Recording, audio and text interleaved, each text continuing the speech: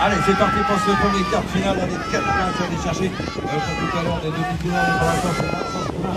Le pilote de 610 Cédric qui a pris l'avantage là au fond des virages. Attention, ça reste très serré tout ça. Il y a un retour de fer qui vient se glisser à la deuxième position. Il y a Kylian Lower. Le pilote de Nérami pour l'instant à la 3e place. Mais pour le moment, on retrouve également un autre pilote de Sucy-en-Brie. C'est Milo Nassipa aux alentours de la 4e place. Attention, ce n'est pas joué. Devant, donc, toujours Sucy-en-Brie également. Mais là, cette fois avec Maxence Poulain qui, pour l'instant, gère parfaitement ce quart de finale. Voilà, la première place est pour lui. Aaron Camouflard, le pilote de Sucy-en-Brie, toujours à la 2e position. La 3e place, un autre pilote de Sucy-en-Brie, donc Milo Nassipa.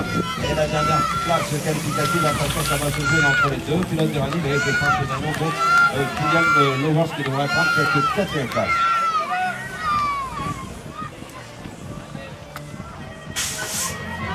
Le deuxième quart de finale de cette même catégorie des garçons U9, donc sur la piste maintenant, avec sur les intérieurs Claude Benoît, le pilote de Ville-Paris qui prend l'avantage de juste derrière lui. On retrouve Ariel Casdoran, le pilote de Berbier, ou attention la 3e place. Cette 3e place, il y a un mauvais message qui est là, mais il y a également Abel Richard Vanguet, le pilote de Massy, et pour l'instant c'est lui le pilote de Massy, Abel Richard Vanguet, qui est à cette 3e place, tant convoité la 4e place cependant pour un mauvais message, le pilote de Saint-Denis-la-Bretèche. Devant par contre pas trop de soucis, c'est toujours Théo Benoît, le pilote de Ville-Parisis, solide leader pour l'instant. Il va déjà aborder le dernier virage. Ariel Casdoran toujours là à la 2e position. Abel Richard Vanguet à la 3e place. Attention pour la 4e place, on retrouve Justin de Lambert, le pilote de Petit qui devrait, attention de la deuxième de course, lui aussi accéder aux demi-finales. Je pense que c'est passé pour lui.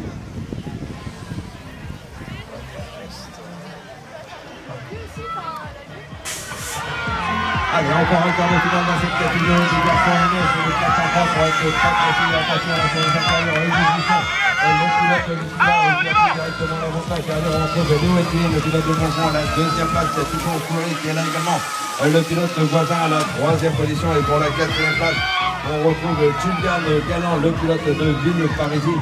Donc pour l'instant, lui aussi en mesure de se qualifier, mais attention, ce n'est pas joué jusqu'à la fin, bien évidemment. Il faudra se montrer très vigilant. Devant, en tout cas pour l'instant, c'est toujours bien Hugo Bresson, le pilote qui est toujours en tête, juste derrière, donc Léo Nguyen, le pilote de Monzon, la 3e place, plutôt assurée. Pas de changement de ce côté-là. Dès la 4e place, c'est là qu'on a eu un changement, puisqu'on retrouve maintenant Etienne Robin, le pilote de Cavalier, qui va se faire lui aussi.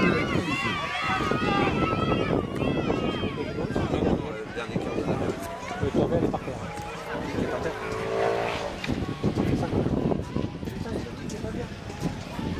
C'est pas possible ça. Donne.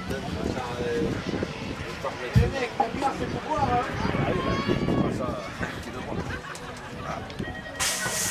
Allez, le dernier quart de finale de cette catégorie des garçons U9.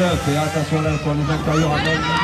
Le pilote de Torcy dans l'attention également à Joseph Pizza, ça va se jouer en côté là, on est dans cet ordre-là, avec une 3e place pour Maël Lebel, le pilote de Boutigny, la 4e place avec pour Timothée Eti, un autre pilote qui porte les couleurs de Torcy. Attention, il y a un beau retour également de Mathis Colégeois, le pilote de Clétien qui est venu déjà rechercher la 4e place. Devant, toujours Malvini, le pilote de Torcy toujours à l'avantage, toujours en première place, Joseph Cusin, juste là, sa roue arrière à la 2e position. On assure la qualification, bien évidemment, Maël Lebel. Pour l'instant, lui est à la 3e place, on reste pour cet ordre. Et on parle également de la 4e place, puisque là, il devra plus y avoir changement à cette 4e place qualificative. On reviendra donc à Mathis Colégeois, le pilote Clétien.